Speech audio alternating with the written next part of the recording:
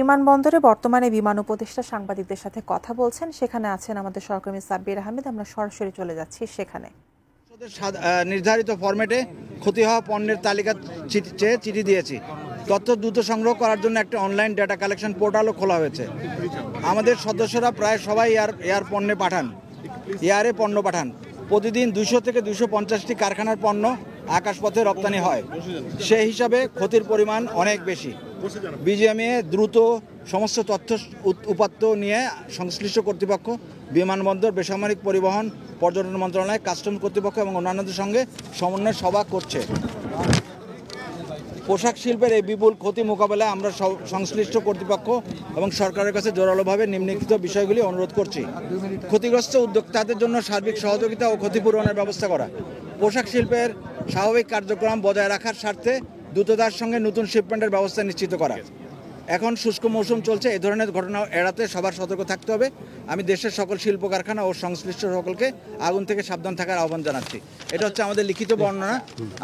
আমরা ভিতরে গেলাম, ভিতরে যায় আমরা দিবা স্টেশন দেখলাম, ভয়াবহ অবস্থা দেখলাম। একেবারে সম্পূর্ণ ইম্পোর্টের সেকশনটা পুড়ে গেছে, সম্পূর্ণ সেকশনটা পুড়ে গেছে। এটা মানে কতটা ভয়াবহ ভিতরে গিয়ে আমরা বুঝতে পারলাম যে ব্যাপারটা ভীষণ একটা খারাপ অবস্থা ভিতরে। আমাদের কতদিন লাগবে আমরা ঠিক জানি না, 15 থেকে 1 মাস লাগবে এটাকে আবার ব্যাক করার জন্য। এক মাসও লাগবে।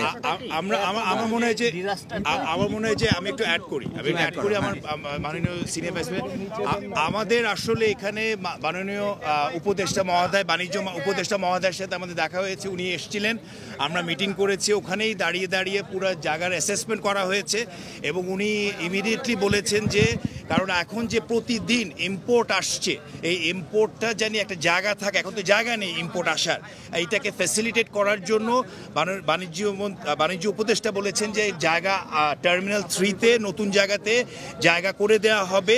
এবং উনি অনুরোধ জানিয়েছেন বিজিএমইএর যারা মেম্বার যারা ইম্পোর্ট করছেন এখন মালামাল প্রতিদিন আসবে, সেটা জানি খুব দ্রুত 36 ঘন্টার ভিতরে যেন এটাকে জানি আপনার মানে ক্লিয়ার করা হয়। যেটা ছিল আগে 72 ঘন্টা বেশি ছিল, যেন ক্লিয়ার করা হয়, সেটার জন্য উনি আমাদের সহযোগিতা চেয়েছেন। আমরা আমাদের মেম্বারদেরকে জানাবো একই কথা এবং কাস্টমসদের সাথেও আমরা একটা ওয়ার্কিং কমিটি করে এটাকে যেন খুব দ্রুত ফ্যাসিলিটেট করে মালগুলা যেন বের করা যায়, যেন জমে না যায়, সেটার স্বার্থে আমাদেরকে ব্যবস্থা নেওয়ার জন্য সেই ধরনের আলাপ হয়েছে ভিতরে। শুক্রবার শনিবার এই 2 দিনই কিন্তু কার্গো হবে, ক্লিয়ার হবে। আগে যেটা ছিল উইকলি হলিডেজ, এটা চলবে না, 24 ঘন্টা 7 দিন 7। আর আরেকটা জিনিস বলতে চাচ্ছি এটার সাথে, আমাদের সময় আপনারা জানেন এইচএস কোড নিয়ে অনেক সময় একটা জটিলতা সৃষ্টি হয়, ওগুলা বলছে উনি কনসিডার করবেন। তো আপনারা একটু অবগত করবেন, আমাদের যদি শুধু আমাদের গার্মেন্টস না অন্য কারো যারা ক্ষতিগ্রস্ত হয়েছেন এই এইচএস কোডের ব্যাপারে বা ডকুমেন্টেশনে কোনো প্রবলেম হলে ওনারা এটাকে নমনীয়ভাবে দেখবেন। শুক্রবার এবং শনিবারে যদি মাল ছাড়ানো হয় তাহলে একটা স্পেশাল ট্যারিফ অফার করা হবে। আপনারা কি একটা অ্যাসেসমেন্ট করতে পেরেছেন কি পরিমাণ ক্ষয়ক্ষতি?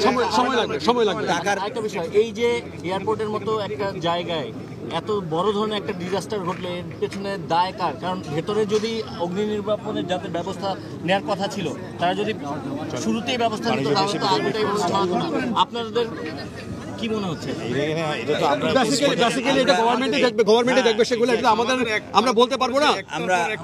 একটা যে আমরা সংকিত আঘাত আসতেছে, এটার জন্য আমাদের আসলে সরকারকে আরো উদ্যোগী হতে হবে। আমাদের পরে সরকারের এক্সট্রা কনসিডারেশনে আসতে হবে। কারণ দেখেন এই যে বুধবার একটা, বৃহস্পতিবার একটা, শুক্রবার একটার পর একটা যেভাবে ইনসিডেন্ট ঘটতেছে, এই ইনসিডেন্টগুলো থেকে আমাদেরকে হেফাজত করার জন্য সরকারকে দায়িত্ব নিতে হবে, না হলে আমরা